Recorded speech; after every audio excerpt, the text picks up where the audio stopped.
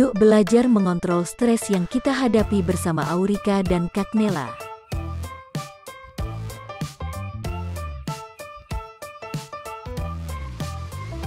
Stres terbentuk dari harapan dan kemampuan yang tidak seimbang. Secara umum, penyebab stres terbagi menjadi dua jenis, yaitu kronis dan akut. Apa itu kronis? Kronis adalah suatu kejadian yang hasil akhirnya belum jelas, sehingga menimbulkan efek tekanan yang lama. Misalnya, mendampingi anak berkebutuhan khusus, merawat orang sakit, dan kejadian lain yang membutuhkan proses lama. Sedangkan akut adalah suatu kejadian yang hasil akhirnya jelas, sehingga menimbulkan tekanan yang singkat. Misalnya, presentasi di depan umum pada suatu hari, wawancara, atau ujian. Menurut teman-teman, konotasi stres bersifat buruk atau baik sih? Sepertinya buruk ya. Kak Nela awalnya juga berpikir begitu. Namun, stres ada yang bersifat baik juga. Kok bisa? Beberapa orang menilai, saat menghadapi suatu peristiwa, ia akan merasa tertantang, sehingga ia berusaha dan semangat menyelesaikannya. Inilah yang dimaksud stres positif yang bersifat membangun. Jadi, saat menghadapi suatu peristiwa, kita akan berpikir, apakah hal itu menakutkan atau tidak. Proses berpikir ini menunjukkan bahwa kita sedang melakukan penilaian. Sedangkan beberapa orang lainnya menilai, saat menghadapi suatu peristiwa, ia merasa tertekan, sehingga menjadi bingung, murung, malas, bahkan marah. Inilah yang dimaksud stres negatif yang bersifat merusak. Apakah salah jika kita menilai stres sebagai hal yang buruk? Tentu tidak, karena setiap orang memiliki kemampuan berbeda-beda untuk menghadapi suatu peristiwa. Oleh karena itu, kali ini kita akan belajar mengelola stres yang bersifat negatif. Berikut ciri-ciri ketika mengalami stres. Secara umum, ciri terbagi ke dalam 4 sisi. Beberapa orang ada yang condong pada satu sisi saja, beberapa sisi, atau semua sisi.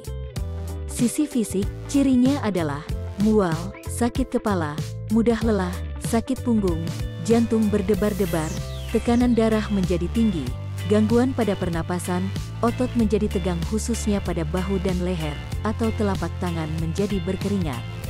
Sisi emosi, cirinya adalah takut, marah, menangis, putus asa, tidak sabaran, murung atau sedih, khawatir atau cemas, dan merasa kurang berharga.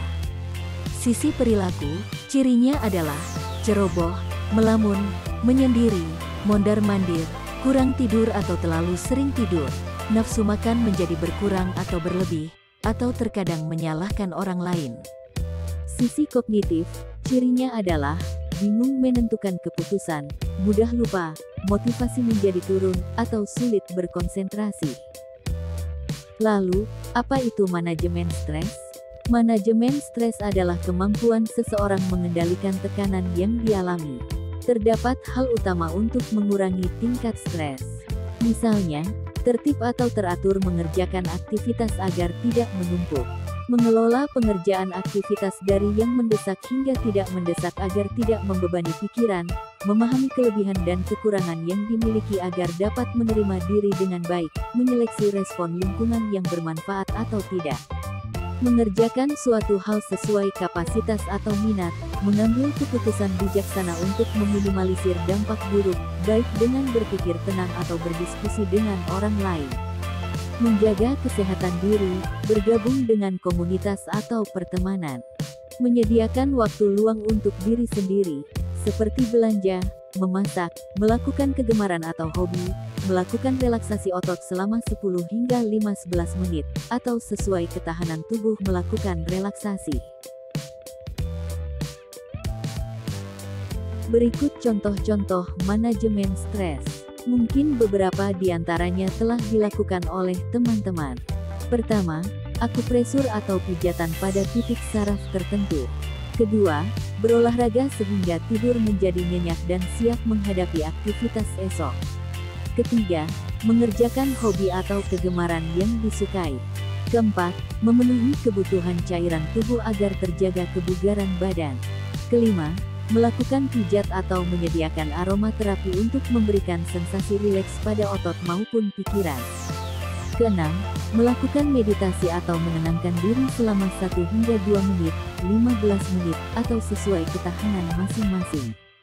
Ketujuh, menjaga asupan gizi dengan mengonsumsi makanan atau minuman yang bernutrisi seimbang sehingga tubuh prima.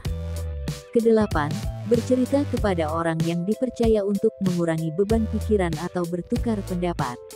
Kesembilan, istirahat yang cukup agar pikiran jernih dan tubuh kembali prima. Kesepuluh, melakukan konsultasi atau terapi kepada profesional. Pada pembelajaran kali ini, Kak Nela teringat cuplikan pesan dari film Dear Nathan Hello Salma.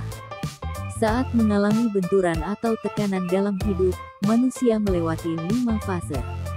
Pertama, ngeyel, yaitu menolak untuk percaya pada kenyataan yang terjadi. Kedua, marah, yaitu menyalahkan situasi, orang lain, bahkan diri sendiri. Ketiga, nawar, yaitu berusaha kembali pada kondisi semula, dengan berbagai cara bahkan melukai diri sendiri. Keempat, stres. Stres yang tidak dikelola dapat menjadi depresi. Depresi adalah tingkatan tinggi stres. Pada fase ini, seseorang merasa kosong atau tidak berarti karena ia kehilangan tujuan hidup.